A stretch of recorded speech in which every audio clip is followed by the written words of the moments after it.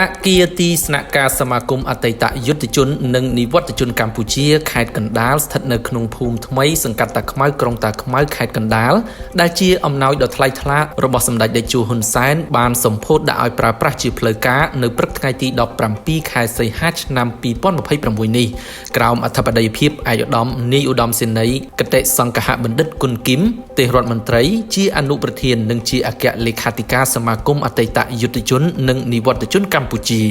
សមិទ្ធផលថ្មីនេះបានកសាងឡើងក្នុងទម្រង់រចនាបថខ្មែរមានដំបូលប្រក់ក្បឿងនៅលើផ្ទៃដីមានទំហំ36ម៉ែត្រគុណនឹង54ម៉ែត្រដោយមានអគារទំហំ28ម៉ែត្រគុណនឹង22ម៉ែត្ររួមមាន7បន្ទប់បំពាក់ដោយសម្ភារៈការិយាល័យនិងហេដ្ឋារចនាសម្ព័ន្ធជុំវិញពេញលេញសម្ដៅផ្ដល់នូវកន្លែងធ្វើការសមរម្យនិងបង្កើនប្រសិទ្ធភាពក្នុងការបម្រើផលប្រយោជន៍ជូនអតីតយុទ្ធជនក្នុងមូលដ្ឋាន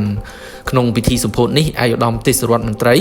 បាននាំមកនៅប្រសាសន៍ផ្ដាំផ្ញើសួរសុខទុក្ខពីសម្ដេចតេជោហ៊ុនសែននិងសម្ដេចធិបតីហ៊ុនម៉ាណែតព្រមទាំងបានគូសបញ្ជាក់ពីស្មារតីដឹងគុណចំពោះវីរៈអតីតយុទ្ធជនដែលបានលះបង់ដើម្បីជាតិនិងសន្តិភាពគណៈរាជរដ្ឋាភិបាលនៅតែបន្តយកចិត្តទុកដាក់លើជីវភាពនិងសុខុមាលភាពរបស់ពួកគាត់តាមរយៈការដំឡើងប្រាក់បៀវត្សការផ្ដល់ប័ណ្ណបសស